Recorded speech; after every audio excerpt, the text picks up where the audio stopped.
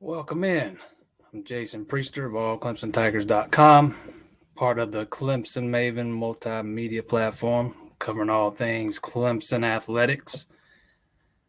We're going to talk a little bit about recruiting today. Before we do that, I want to remind everybody to hit that subscribe button, hit that like button.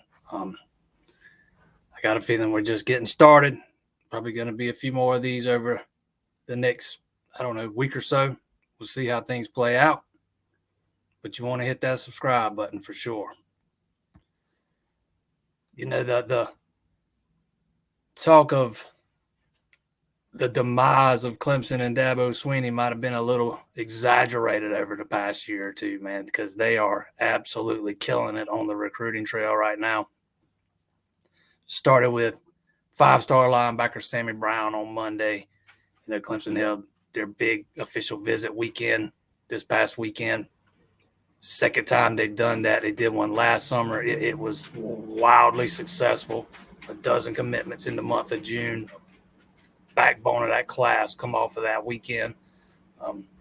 Expecting, fairly similar results this time around. We've already seen three pop off again. Started with Sammy Brown, five-star linebacker, talking about a multi-sport kid, state champion in wrestling, two-way player in football. He's a running back for us. He's played at running back at his high school, well over 3,000 yards. So just kind of gives you an idea of his versatility.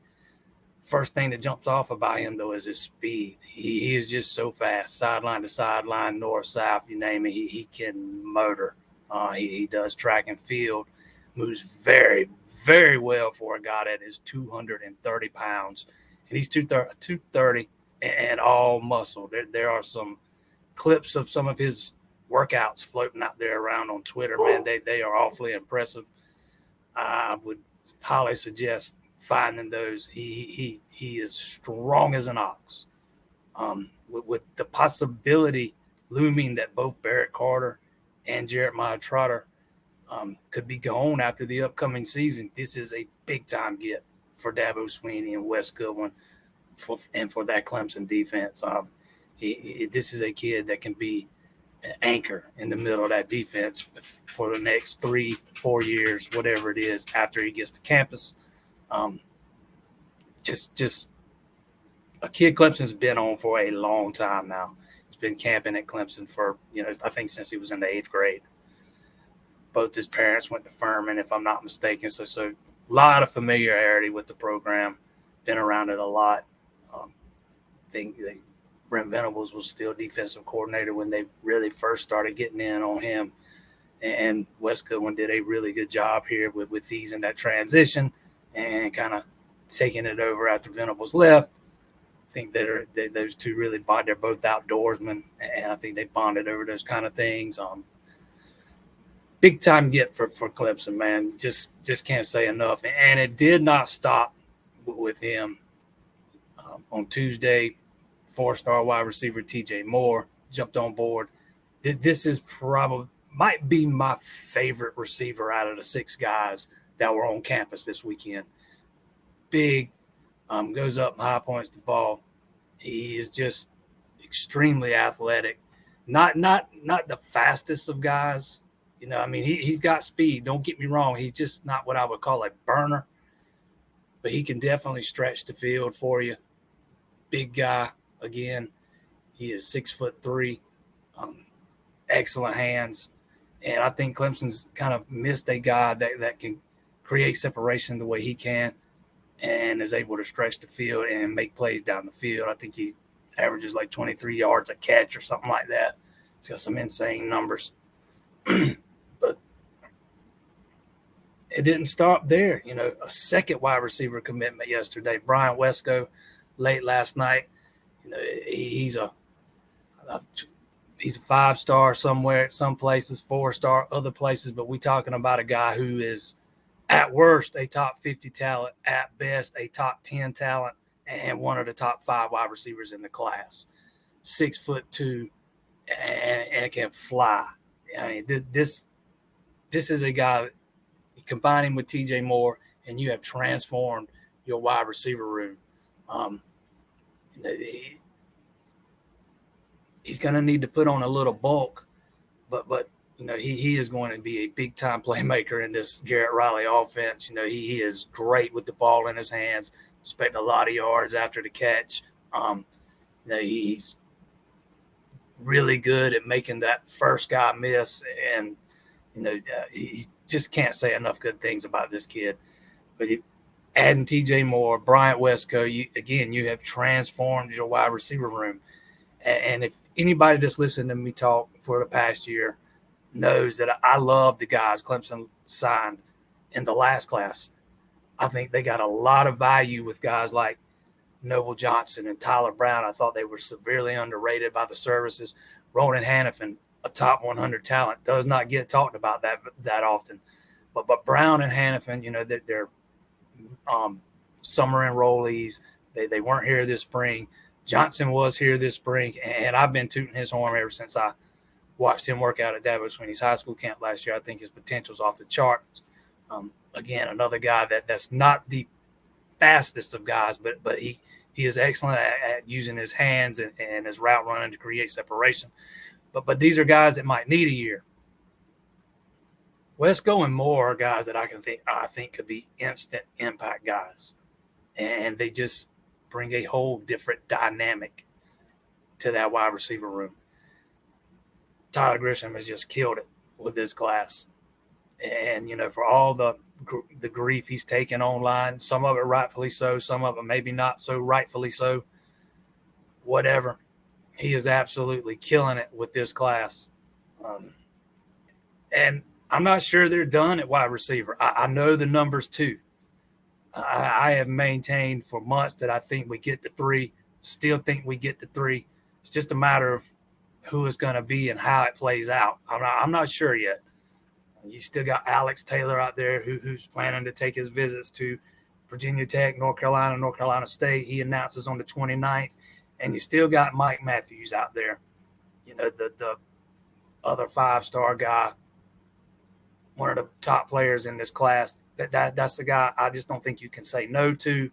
And then there's Cam Coleman. He's probably the one I would say you are least likely to get. But he's one of those 6 that were there this weekend, so we'll include him too. I know the staff loves Taylor. He was the first offer in this class. He's kind of like,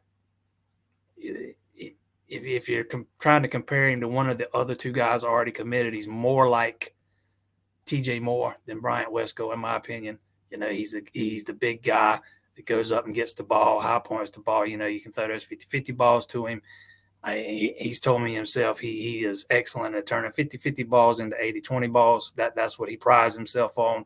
Uses his hands very well. I know the staff loves him. And we all know what Mike Matthews is. He's kind of similar to Westco, where he just brings or adds a whole different dynamic. He is just that kind of player. He can play on both sides of the ball, to be honest. People started out recruiting him as a safety. He wants to play wide receiver. He has proven that he is going to be capable of being a big-time wide receiver at the Power 5 level. And everybody's now on board with saying, hey, if that's where you want to play, that's where you can play. Clemson's now recruiting him exclusively as a wide receiver. I've been asked a lot about that the past 2 days. So, yeah, exclusively as a wide receiver. I also think they made some moves with a couple of offensive linemen this weekend. Touched base with Fletcher Westfall. Said he was just blown away by the weekend visit.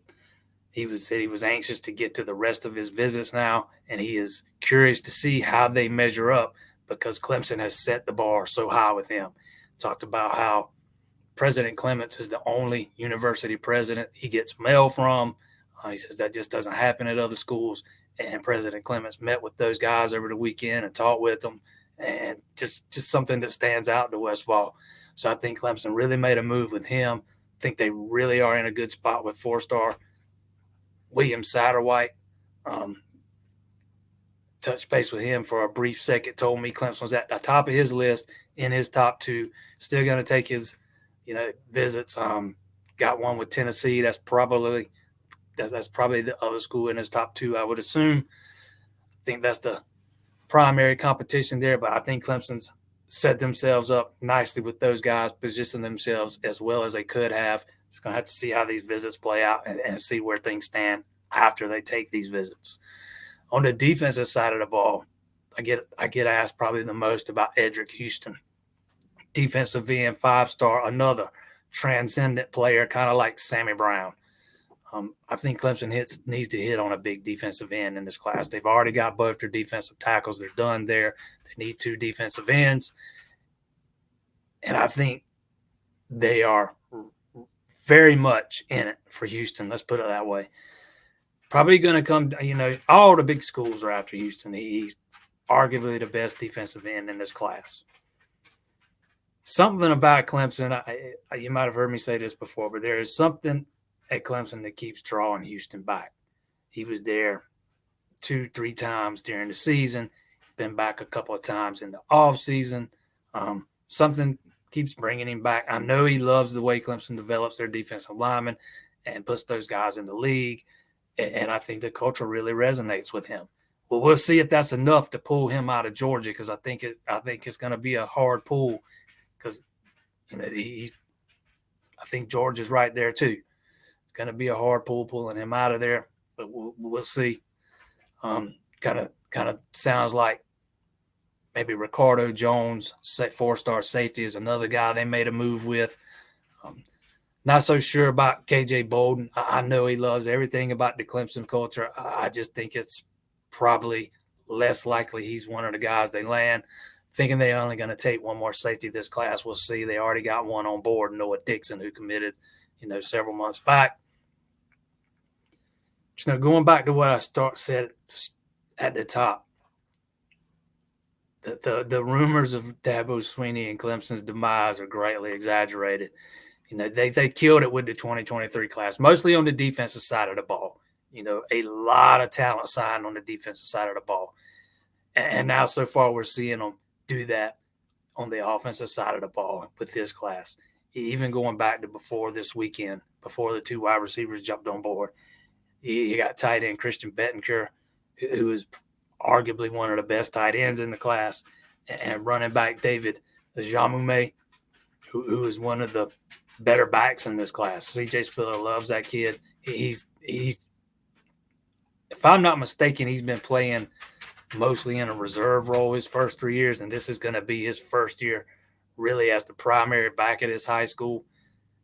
I think that's the case. Don't hold me to that. But so if that is the case, he's really not gotten a lot or the opportunity to fully show what he can do yet. And when you turn on his film, it just pops. It jumps off the screen at you. So Clemson is just absolutely killing it right now.